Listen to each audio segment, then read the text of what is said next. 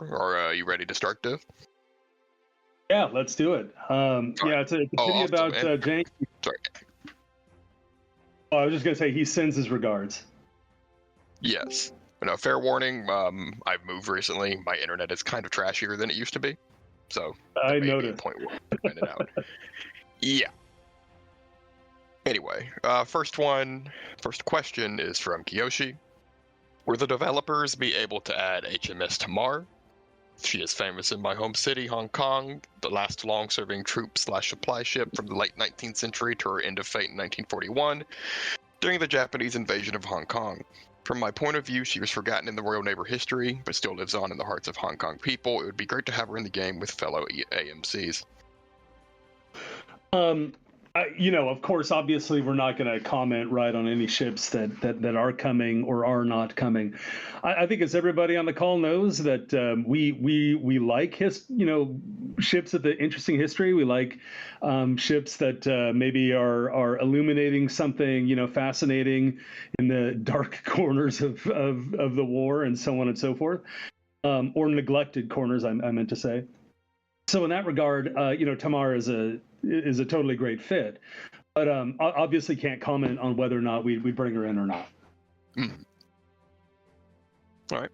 The next question's from Urza. The first week's results looked very much determined by current rankings, but we didn't have any previous decisions to interact with. Can you give us a hypothetical scenario for how some choice interactions would play out? Maybe using an option that wasn't picked the first week as a starting point? Yeah, I think maybe one of the classics that we just saw was who's at play in the Mediterranean or who's at play in the Red Sea. Where are the various factions patrolling or aggressively defending against the Morgana threat? And that uncovered or covered, right? Various spheres of interest, right, that belonged to other nations. So that's a pretty solid example of how lots of folks cover British supply lines. Maybe not all the way out to India, but certainly out to the Middle East, and they themselves covered the North Atlantic. You guys are going to see a couple of choices actually in the cycle that happens today, which are very much directly at odds with choices that other factions are making, and it's going to be interesting to see how those conflicts are resolved, or if they happen at all. Yes. People have been complaining a lot about that recently. But we'll see how that actually ends up. The next question's from Two Heavens. What's the spread level-wise on the forthcoming event ship maps? Where they trend towards being slightly below level even for larger vessels? Or are you going to be seeing a steady increase? Like, would a carrier or full battleship event Belle have a very high level event map, putting her out of reach of starting players per se? Yeah, it's a good question. So I'm unfortunately the wrong person for this. In fact, actually, Wigbird, I bet you can comment on the accessibility and availability of the October Bells far better than I could. Right? I True. think you As I recall, the highest level one was in the 30s. Level 30s. See, I don't even know. So the that's the short answer, right? What's happening in the short term? The longer answer is it's going to be a combination of factors. So there will always be, I am sure, there will always be a set of the bells that are accessible to brand new players who are just coming in. It's not reasonable to expect everybody to grind out to level 100 or what have you, just starting the game. And so that's definitely going to be covered. I imagine that heavier bells are going to have heavier HQs, but I couldn't even begin to speculate on what that sort of number would be. I think maybe Schleswig-Holstein was sort of like a good example of maybe what the upper range would look like, but unfortunately we don't have the right people on this call to give you a complete answer. Okay. Next one are my questions. I take precedence. I put myself before other people. So someone brought it up to me that depth charge advantages and buffs are ship-wide buffs, which don't really make sense. And that the fact that because they're ship buffs, they don't show up in the R&D window when you're taking them on and off. Like Yeah, the actual stats themselves. Yeah, that's that is known. That's a quirk of the system. So quarterdeck is kind of off by itself, and there's only one slot in it at the present moment. So it understands it to be ship-wide, right? Even though it's just affecting that particular slot. Yeah, it's on the list of things that we want to, change. I don't think that you'll see any dramatic improvements there in nomenclature or maybe even display until we actually add in other classes of things that you can put in there. But that's on the roadmap, and yeah, we're aware of that. Okay. Now the second part of that question: why is good density advantage a ship-wide buff? Do you have to train the entire ship and how to throw enough depth charges out there? Oh no, that's the exact same thing, right? It's just it's the system reads that one slot as ship-wide, even though it's just one slot on the quarterdeck. All right. My second question: do you remember back in the beta how there was this mismatch if you were using two different devices between Bells of Interest on accounts? Oh yeah. That's Has right. that been fixed or no? Oh man, I don't know. You tell me. I don't know. I haven't used an emulator yet, so. Sorry, dude. That's fine. That was just something that occurred to me, and I wanted to know the answer. So yeah, that's a good question. I don't know if Bells of Interest are at the account level anymore. I mean, I sort of would think. Yammy's got us covered. Oh, okay. It's stored on the server. Good to know. Excellent. And my final question: what affects the resource return rate of cruises? Do AMCs actually get a bonus? It's been a very discussed topic. Yeah, so I did delve into that. The answer is no. So originally, when we built the system, they did indeed get a bonus. Basically, it's a function of speed and the displacement of the ship. So if you're looking at Queen Mary is going to bring back quite a haul. That turned out to be kind of problematic server side to run that computation.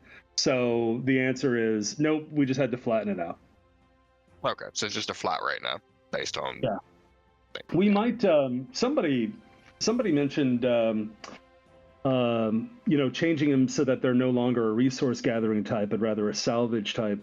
Yeah, we're looking at that. That's obviously a little bit more of an extensive change. But yeah, we're looking at that. Okay.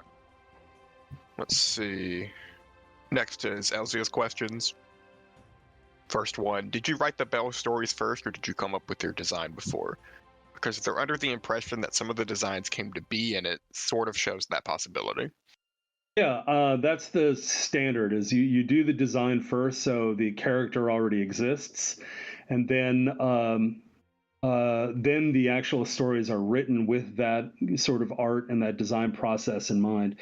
It doesn't mean that the editors aren't involved in the design process early. They are. Like some of you guys remember the older personality traits, right? That came out of the design process, but definitely not regarded as the final word, right? I mean, obviously. Right. In the same vein, how did you decide to go for a Western cowboy look for Yubari? He was supposed to be an experimenter light cruiser pre-World War II. That must have some heavy implications for the Japanese and the future of their ship. So why is it leaning so much towards the American-looking design?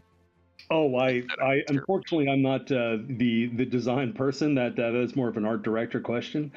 I don't know the answer. I mean, just thinking about her career, I can't say that she has any specific U.S. associations that I'm aware of. It could just simply be because she is experimental and she liked the design. I think I'd have to put that question elsewhere in the company. Okay. I suppose the next question: why is Inazuma a gymnast? The same sort of answer. You don't know. Oh yeah. Same deal. Although, boy, that really posed some problems for art, right? Because she's so wide. But yes, Yeah. I don't know the answer on that one. And fourth from Elzia, in other warship waifu games, there are often recurring designs or even uniforms for their ship, like Kantai Collection. Why not? Or why are you not doing the same thing here in VB? So a similar. Why do similar ships of the same class not have a similar design? Yeah, I think it's the emphasis on the personality and the namesake that causes them to be so diverse. Um, even the ones that are just sort of like an alphanumeric, combination, right, turn out to have their own sort of personalities.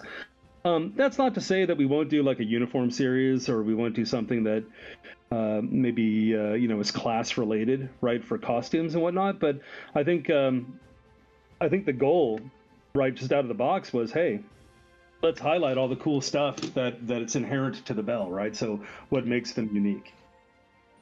And of course, you do see within nations, at least within nations, some similarities in design. That was Salmon 88's contribution there. Okay.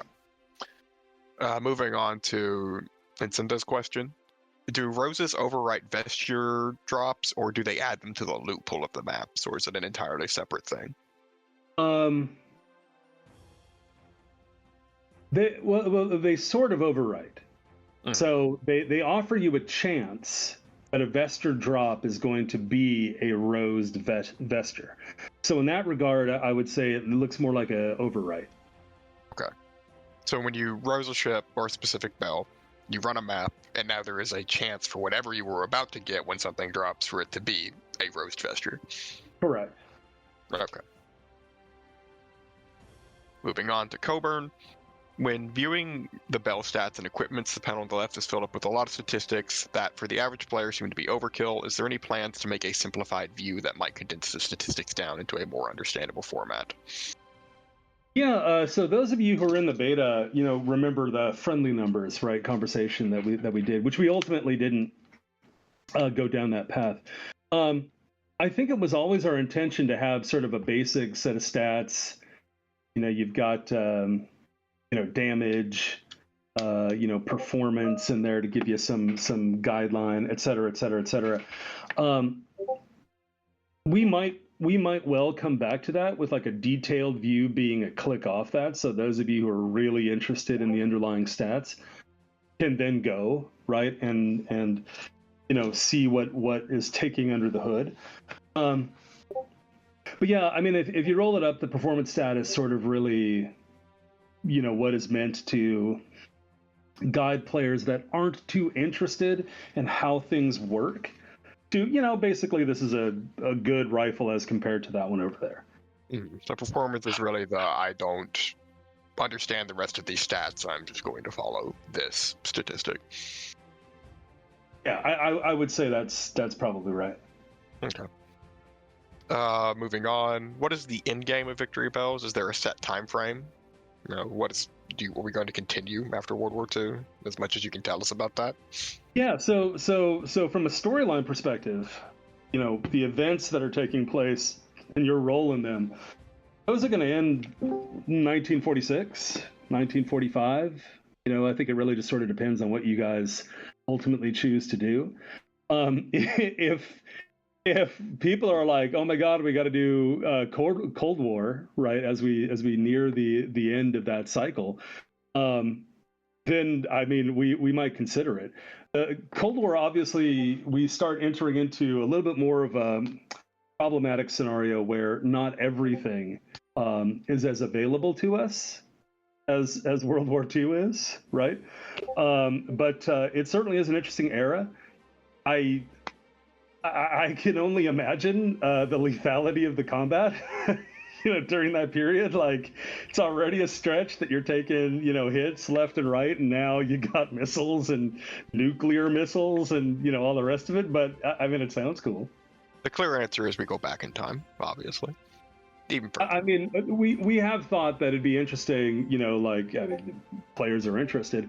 We have thought it'd be cool to reset and see what happens if you do different choices. Right, so.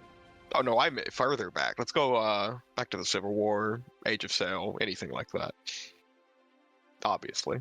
Oh, sure, yes. Well, I mean, we already sort of kind of have a little Age of Sail in there. I guess it's really more, the Iron Fleet, but still.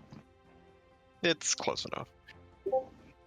Moving on to Totaku's questions, will we be seeing any kind of special campaigns or big skill operations that will involve a much higher degree of skill and dedication, similar to a full-scale event, probably from QnA Collection, is what I presume they're referring to. That's not just Yeah, farm like but campaigns of special rules and so on and so forth. I don't doubt that you will see something like that. Yes. okay. Let's see. Blah blah blah. So let's talk about the first 50. They're could be generously described as a slow and a little bit grinding. Are there any plans on fixing this at all or changing it? I hesitate to use the word fixing, but changing. I mean, sure. I mean, there's always interesting quality of life things that you can do, and certainly as you go along, more of those will accrue. I think our experience during beta was that the first 15 didn't really seem like a problem, but obviously, different strokes for different folks. You got a new set of people coming in. I think what we're finding is that most players that are interested in the game do not really strongly find it a barrier to get to sort of the next level, level 15 or HQ level 15. We haven't seen that be a big issue. But there's no doubt that Victory Bells, like any of these mobile gacha games, is at heart a battle loop that you do over and over and over. that's what that is. Okay. And currently, the Discord has a war room channel per nation to collectively discuss the war plan each week. Are there any measures for the people who aren't on Discord? Yeah, it's a problem. I know there's one currently in development. Yeah, even that, who knows, right? What the reading uptake would be on that, right? It's a great question. So, I mean, if you look at the Discord server, what do you guys have? Like, I don't know, a couple hundred people, right? And then I think we broke 600 recently on the Discord server. Yeah, maybe wrong. But then out in the world, right, you have several thousand, active players, right? It's actually, one order of magnitude over that, like in terms of active play. So how to connect them up to the war when there isn't like a branching path kind of view, right, in the war itself. It's just the leaderboard that's sort of explaining it. That's a great question. We definitely don't know the answer to that, barring some future new UI to really bring it home to people. And then of course there's the discussion part of it too, right? Like, got to have a way for captains to come together and internally decide what path they want to go, right? That's sort of the dissonance that some in the Discord are feeling, right, when they're overruled by the anonymous players. So certainly we're going to try in-game mail as a quick stopgap. Can we direct them out to the Discord? Can we at least socialize what the Discord captains are thinking is the right way to do it? And hopefully that'll answer. But I think the long-term answer is you're just going to need something in the game that really properly shows the layout of the choices and gives some idea that there's a path. Yeah. Can you speak any more as to the process on the logbook method that's being determined? Is how close are we to having that set up already and ready? Well, I think we're going to do it. Aren't you? Well, I mean, Wigbird, I think you actually probably know the timetables. Aren't you guys producing that for tomorrow, and then we're going to push it out on Friday? I think. From what I was first told, it was supposed to be tested this Monday, and I haven't really been paying attention to it. That was Japan only, and so unfortunately, hilariously, the mail system doesn't allow you to filter to the captain. It does for the rewards. Right, okay. But it doesn't actually allow you to do it. So that's a tweak at some point. So we're going to have to do it for the whole league. Like, here's all 7. This is what the captains are choosing, and off we go. But yeah, okay. if you're not read in on that, I think Two Heavens put up something. I could probably read about it later. Yeah. Moving on to Wellington's questions. Can cruises get rose drops? I don't think so, no. Okay. Would you consider that in the future? A rose drop for cruising? Yeah. I don't know that I have an opinion on it. Right. Yeah, I'll ask around. Okay. Not a horrible suggestion. And Anytime why is you're dealing with things that like involve time, right? There, you want to minimize calculations, right? So probably for that reason, Rose was not attractive. true? Just in the Because same way that. Sorry, go ahead. if your cruise, or if your Rose ends before the cruise ends, you have all that extra stuff you have to figure out. I mean, it's yeah. There's a host of issues, but yeah. I mean, I'll certainly socialize it. Okay. And Wellington's second question: why is Edinburgh a vegetarian? I don't know. Okay. Well, Wellington, do you have a do you have an opinion on that? Is Wellington here? Wellington's no. not here. So Yeah. I'll ask him No, later. I'm sorry. That's a jank question. True, and they're not here, sadly. From Rory, what does speed do for torpedoes, actually? The stat, speed. I mean, Besides the obvious, of course, making go. yeah.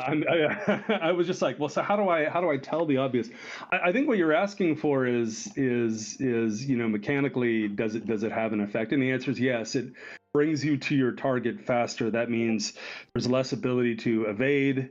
Overall, it helps your hit chance. Just generally makes you more accurate in a roundabout way. Yeah, for sure. Okay. And besides, again, the obvious for ships, what does speed do? Well, one of the nice things about working in a simulation, right, is, it's the obvious answer is actually the answer. Right? So it makes you faster. What does that imply? It means you're going to move faster on the campaign maps. It also means that you're going to be a harder target to hit. That's for gunfire as well as torpedoes. Okay. Moving on to Corky. Could you explain exactly how ranking points are generated for personnel, country, and faction?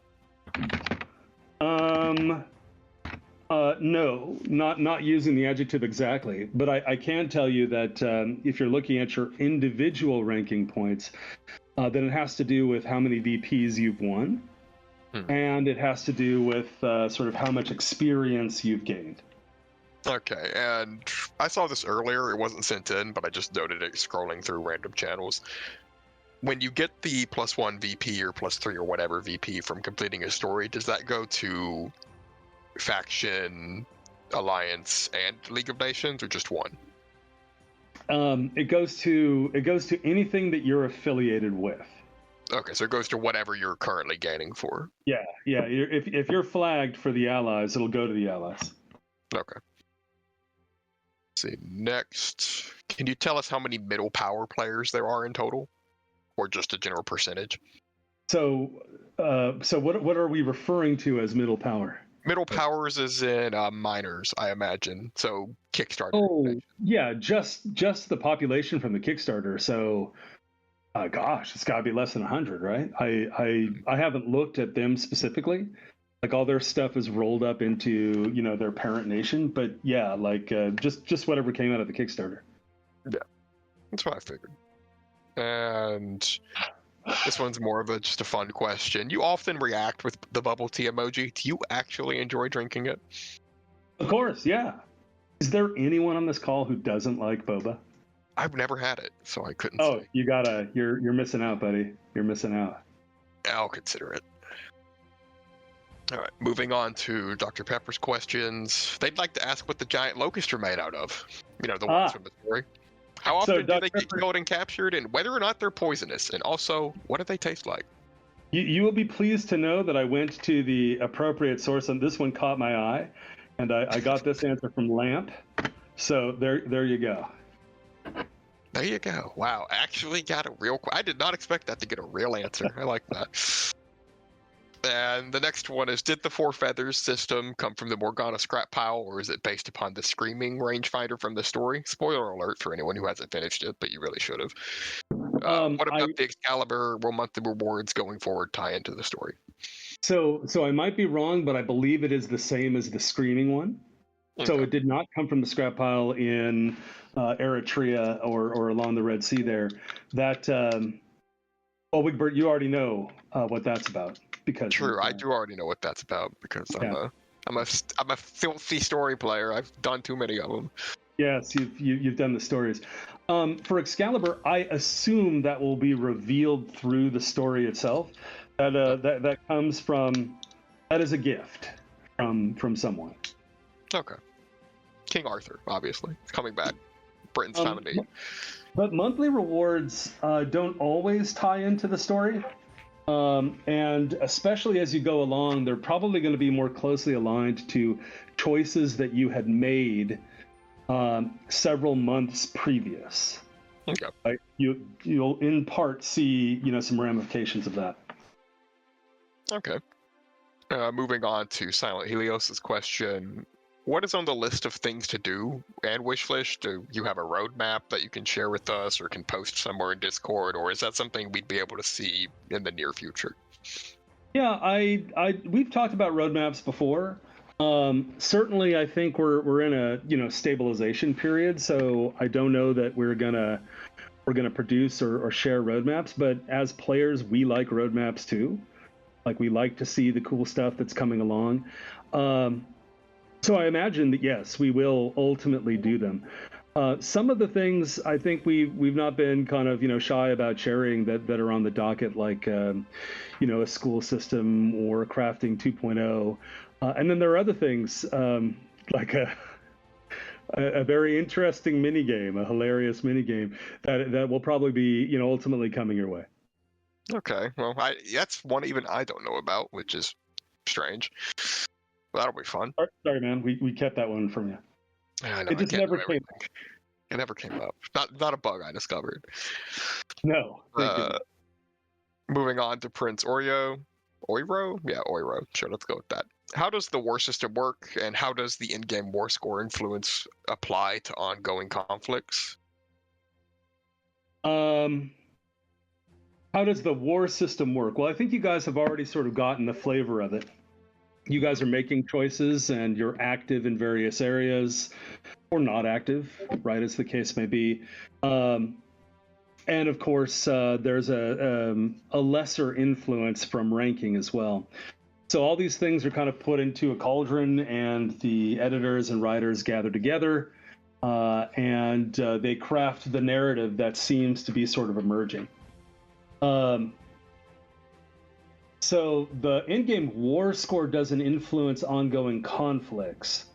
It might tip the scales on whether or not something is included as a bonus or not as a bonus for nations, but that's generally going to be seaborne stuff, right? Like the war against the Morgana. The land stuff is primarily determined by what the captains are deciding, and whether or not or how they are conceiving of the balance of at least their influence, right, on where the nations spend their priority. Okay. And is it possible that in the future we were to come up with our own alternative history post-World War II weapons? Or even use actual, experiment or World War II weapons?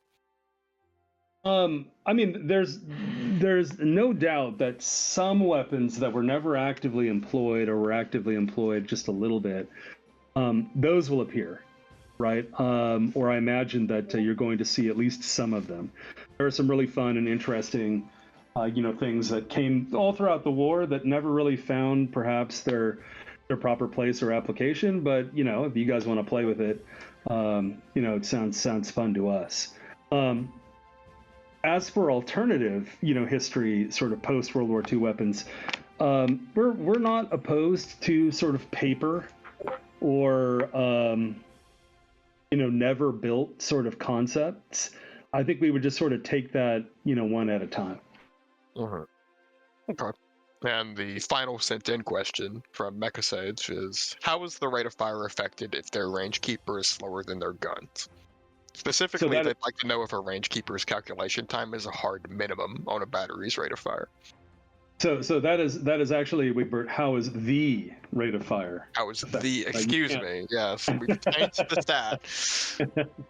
So the range keeper. So for those of you that know, right, a range keeper, your analog, computers of the time period, they need some time to output a usable fire solution. And it is that time that is referred to by the calculation time. So if you're switching a target, that amount of seconds is what's important because it delays your firing until you have a solution, right? Until your computer settles. So it doesn't have anything to do with the rate of fire once you are on target. But until you get on target, you can't really fire, or if you do, it's just sort of a waste.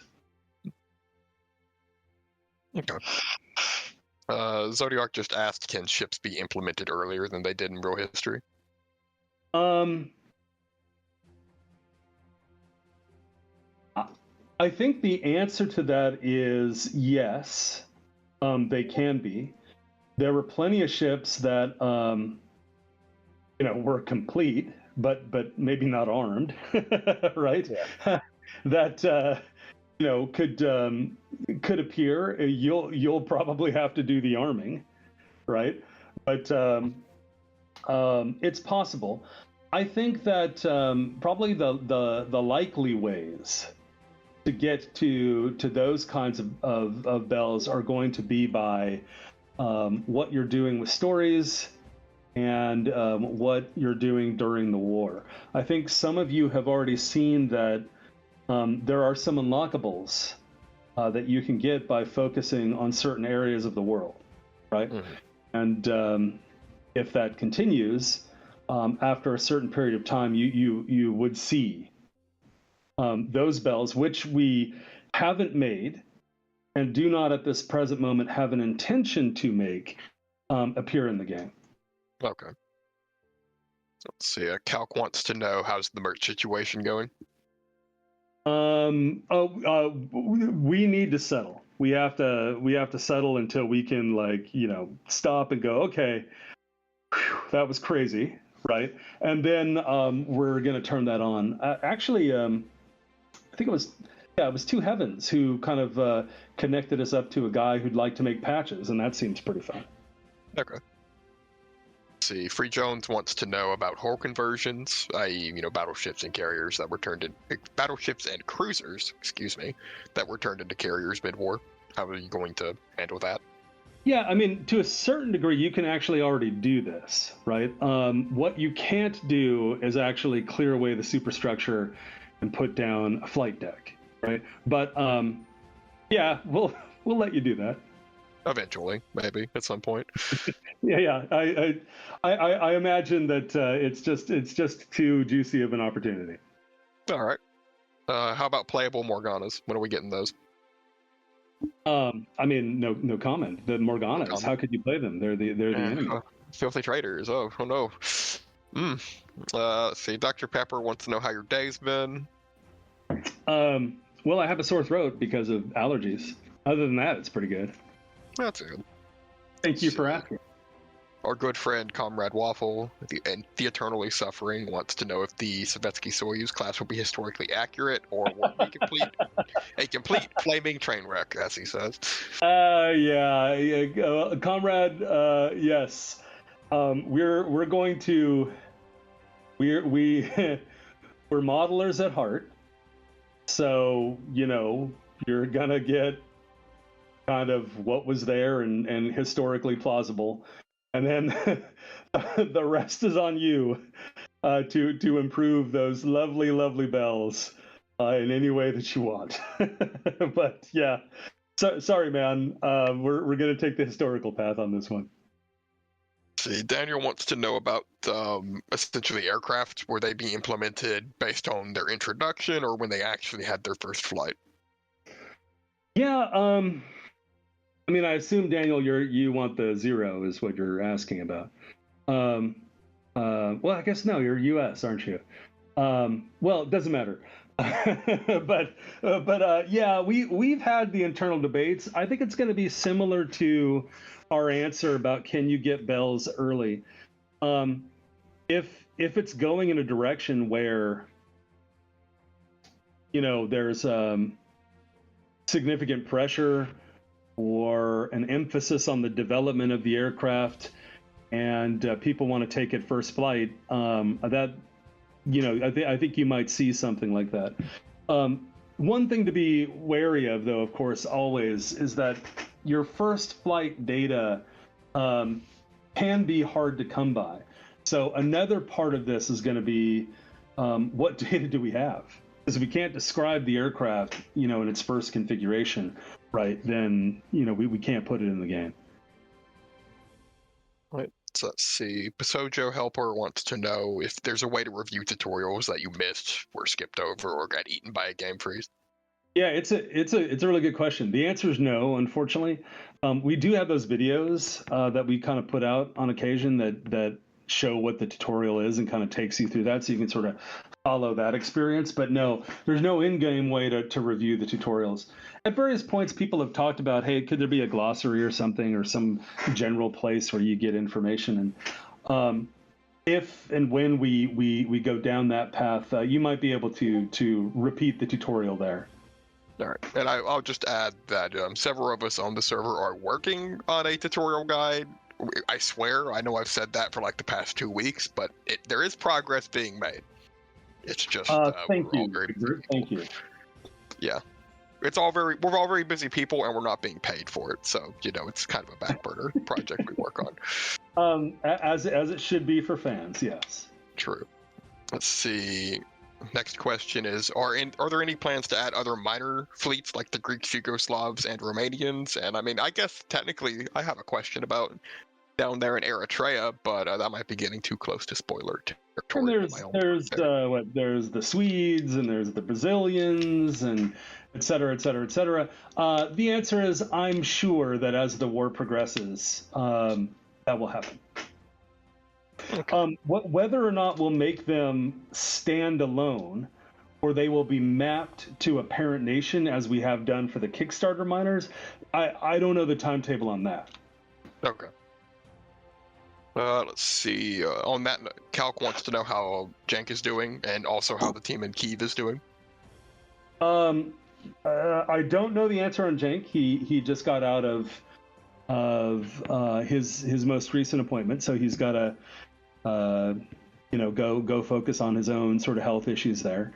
Yeah, I haven't heard back from him yet today, so I couldn't comment on that one. There was an air raid recently, as I think you guys probably know, or maybe many of you know. But folks, what can I say? Folks have adjusted, right? Like it happens, right? And it's weird to say, but life goes on, even though there is an active war being fought, right, in the skies above where they live. There's just no good spin on that, unfortunately. Let's see. Next question: Would there be a place to listen to Belle voices with a translation of what they say? Yeah, as everyone knows, like, translation's a very, very popular request. Not super straightforward from a display perspective. I can't say that we have any plans to offer like a sound room where you could go and listen to Belle voices. That sounds cool to me, but I don't think that we have any such plans, at least at this time. Okay. Let's see. Are death dates still a thing? They are a thing, yes. What they don't do is we don't apply any of the penalties of the death date to you at this time.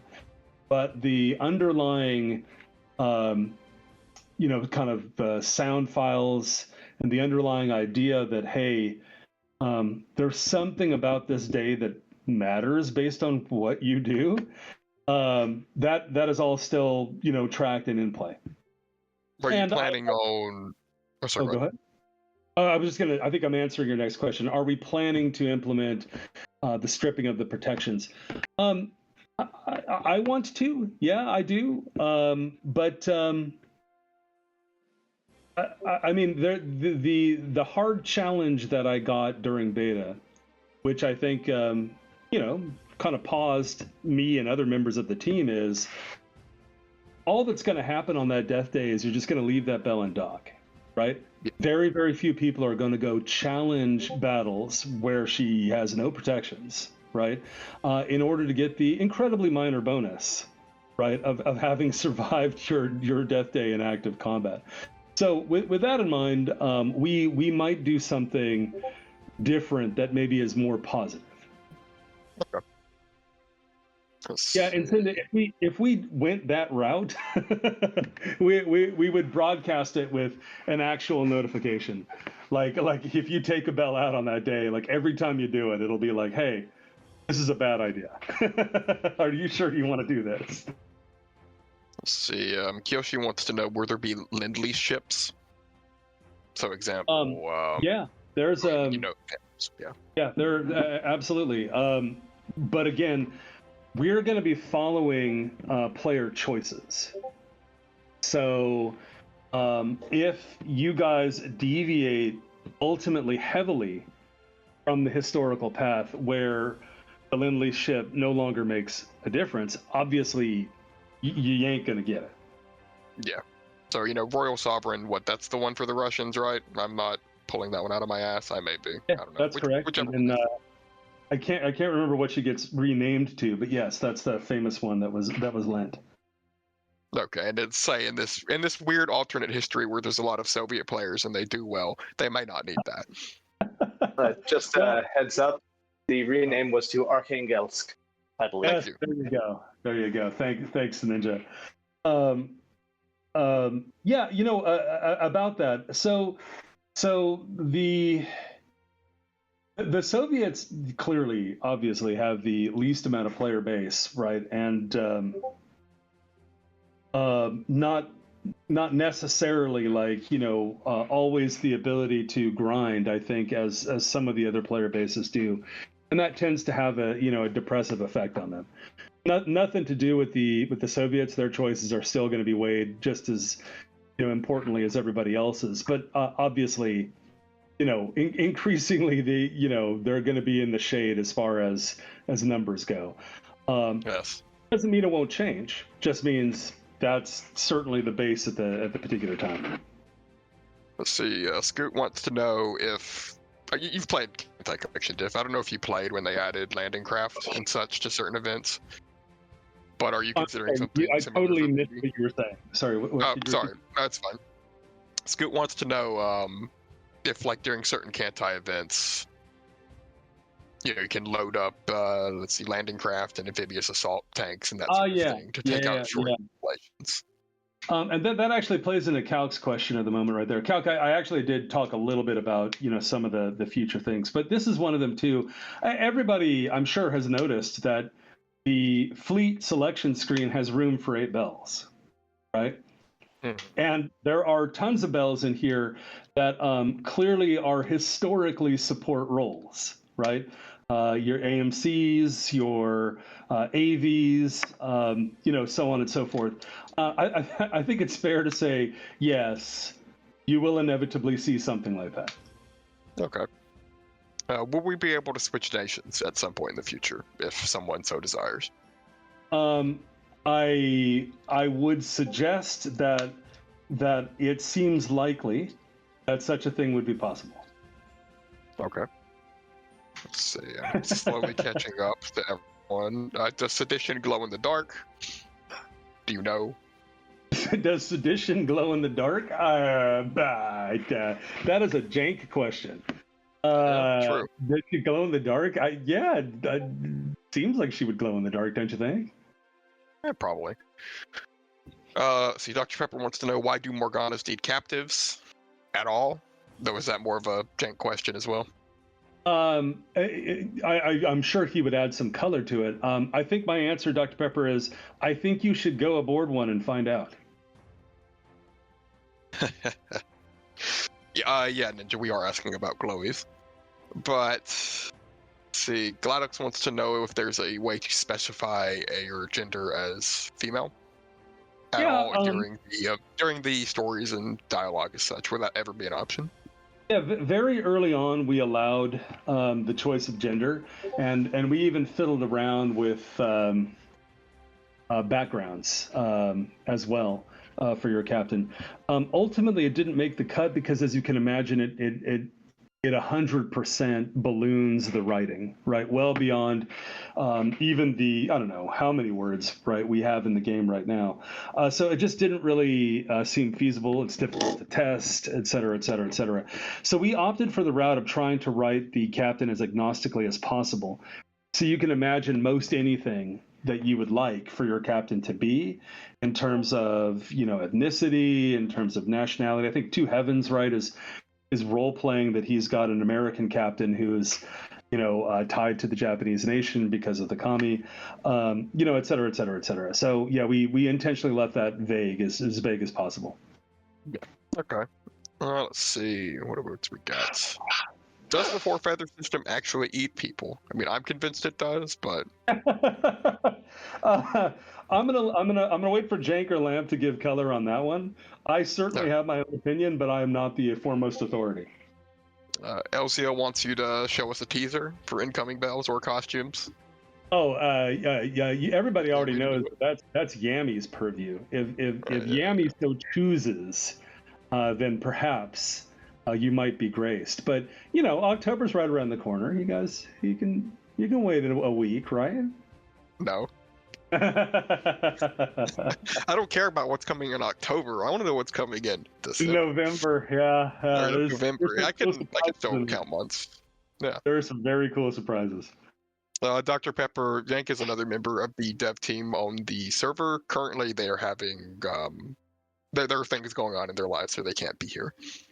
Yeah, they have a health issue at the moment, and so we're trying to be respectful.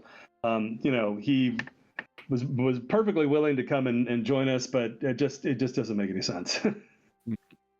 Usually they handle the story related questions. Yeah, Diff, what are you in charge of? Are you finally going to tell us what you actually do? Yeah, I'm in charge of community relations. That's now. Right now, yeah. On this call. Yeah. But what do you actually do, though? You're never going to know. Yeah, well, surprisingly, I don't drink a lot of boba. It just so happened that the first time I used that emote, I had a boba, and then I just used it ever since. Yeah, what's up with the teapot emoji that you keep sending me? Here's a cuppa. Oh, okay. I was just very confused when you sent it to me. I had no idea what the hell you were talking about. So I'm just being friendly. Here you go, buddy. Okay. I had a warm blanket. I'd give it to you, man. Fair enough. I just wanted to know. Let's see. For planning purposes, are 2 bells going to be released in events within a 2-week window? So I guess similar to what we've been doing now. I would say that's probably about going to be the pace. There's a request to periodically take breaks, and I imagine we'll stop time with our dev skills when we get to the holidays. Certain holidays, right? Stop. I please, for the love of God, time stop so I can take a break and do something. But beyond that, Calvantes, I think that's more or less the pace. Sometimes you're going to see 3 drops. Sometimes you're going to see 2, but that feels right for most people to be able to get that, in just sort of regular play.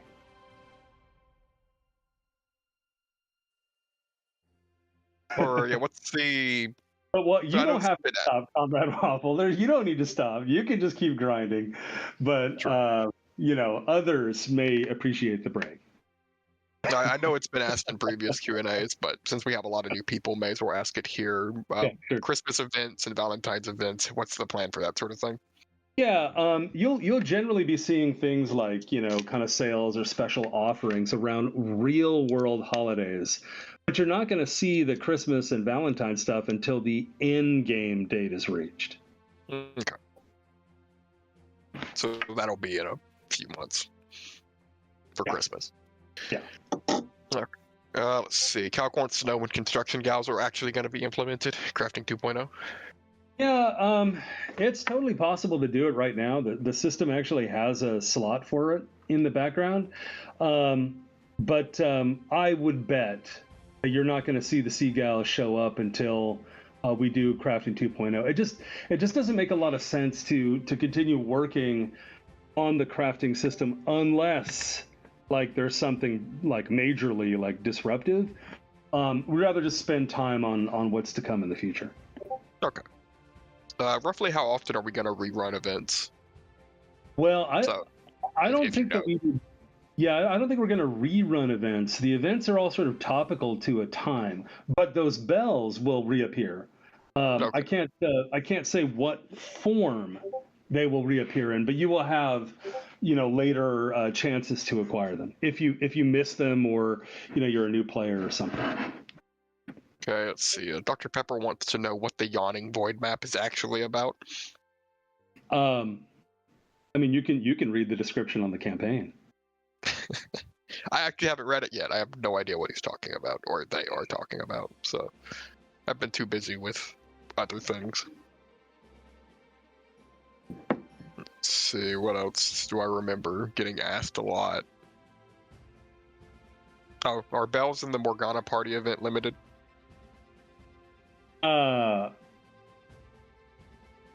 I'm not aware of what Calvantes is talking about right now. I think there's talking about the event maps that can sometimes pop up. The temporary campaigns. Thank you. Oh, yeah. I mean, there are several event bells, right? Currently, who are we featuring? Manchester and such as Holstein, right? Like those are the two that are going on right now. Yeah, but there's also temporary campaigns that will move over. Oh, yeah. That's you're going to see those pop up. There are some benefits that can accrue by operating on those maps, but there's certainly not a need to operate on them from a point of view of getting the event bells. Yes, the bells that are on the quote-unquote temporary event maps aren't limited. It's only the 2 bells that are in the gachas that are limited currently. Right, correct. Kiyoshi wants to know if there will be a possibility to have a captain profile information page, maybe an avatar on it, that sort of thing. Yeah, it's a cool idea. If we ever get to doing backgrounds or gender, like if that ever makes sense to put in there, I would like for you guys to be able to have an avatar. I think that'd be totally awesome. Obviously, that's not going to be a high priority, but it's a great idea. Okay. Let's see what else. So you know how people have been worried that what happens if Italy stays in first the entire time? What are the ways you have of combating that, per se, of keeping one nation outside of first for the entire span of the game? Well, first of all, we don't want to do anything artificial, right? Look, it does suck, and if you're chasing number 1, or if you're in slot 7, totally understand. But we also want to respect the time and the efforts and the work of the players, right? Who just are trying to promote their favorite nation, right? And generate some additional results. So I don't see us ever really doing any type of a balance there. And it pains me to say that, being a Dark Age of Camelot player from back in the day, but I just it doesn't seem to make sense in this context. That said, though, the choices that you guys make, I think, are generally, the power of those things is generally divorced from how well you are doing in the ranking. Right? The ranking can tweak and so on and so forth.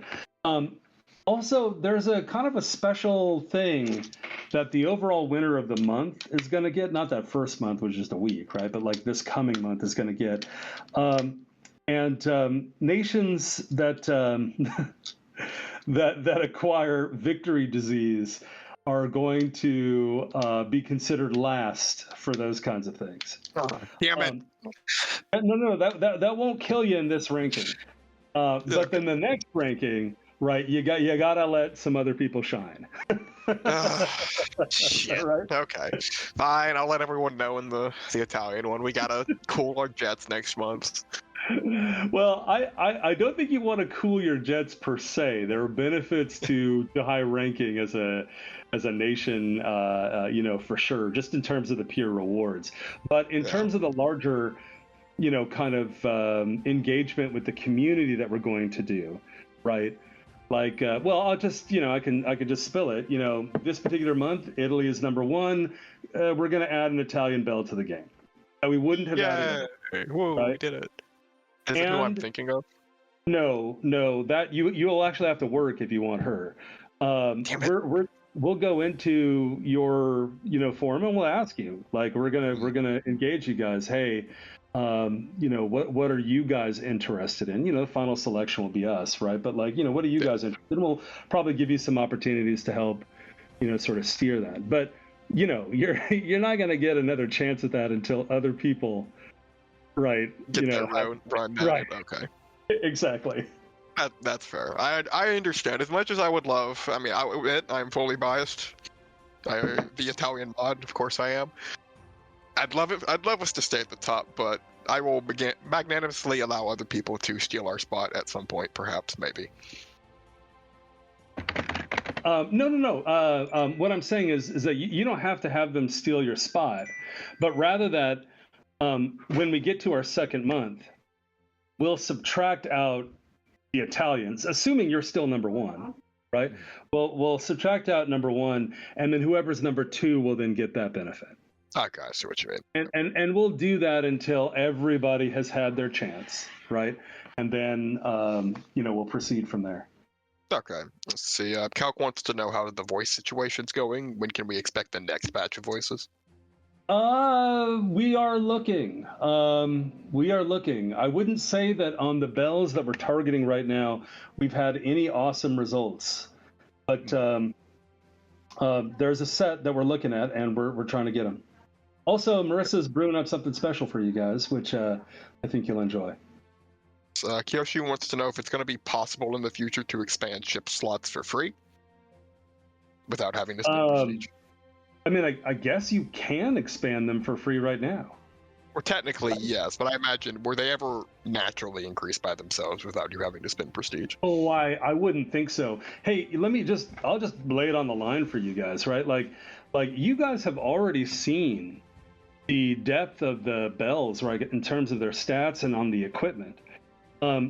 We got to acknowledge that the data footprint of a bell, freaking huge compared to other games that you've played, right? So does it make sense for us to really kind of blow that up? Not so much, right? We have to do it in a way where it's going to be cost effective. Yeah. That, again, at the end of the day, you guys have to make money on this. It's kind of like, your livelihood. Oh yeah, that would be nice. Everybody on the call, please purchase Prestige. Thank you. My TED Talk is done. See, I thought I saw a question I may have missed somewhere. Oh yeah, Dr. Pepper wants to know if they were to decompile the game's APK, how much could they learn about the system? I mean, don't do that. But in terms of, in terms of learning about the combat system, honestly, guys, everything is public record, right? You just have to go get these wargaming rules from Maryland, and you're good to go, right? So you don't need to do anything special. It's all public domain. You can just go get it. Zodiac wants to know, are there elite variations of enemies? Interesting that you asked that. So yes, currently today on the maps implemented, there are elite variations of the enemy. They have a higher level than their counterparts, the other fleets within that campaign, and correspondingly are a little bit more of a chore.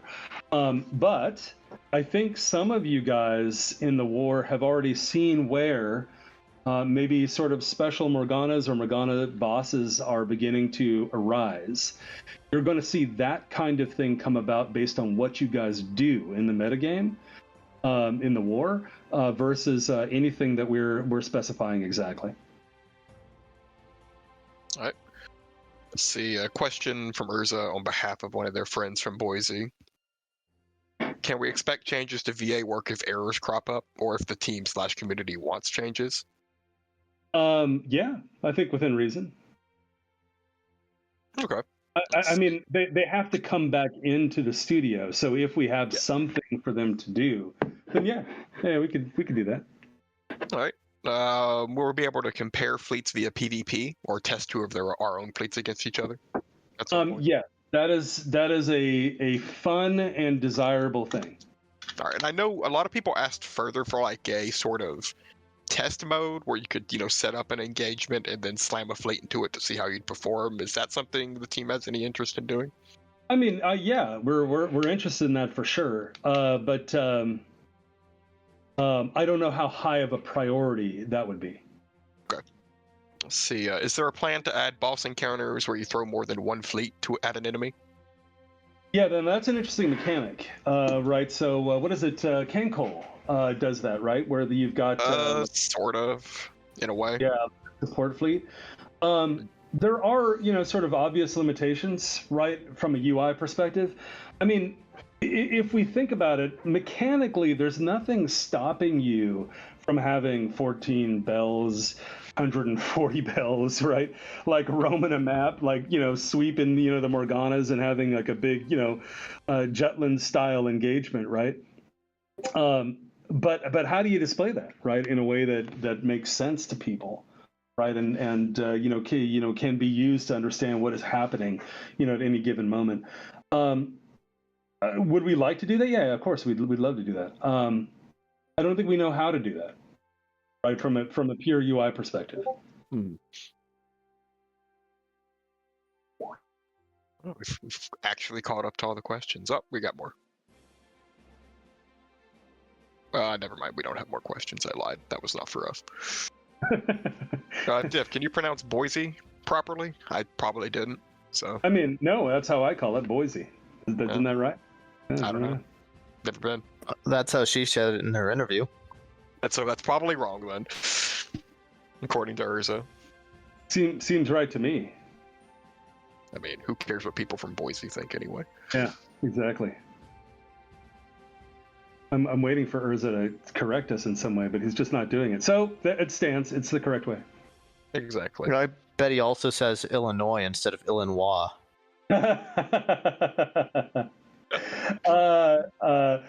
Guys, we gotta drop here. But I see one last question from Dr. Pepper. What do Morgana onshore colonies look like? We'll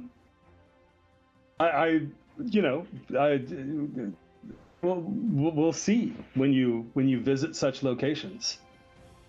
If you allow them to take root, I don't know. Maybe you won't.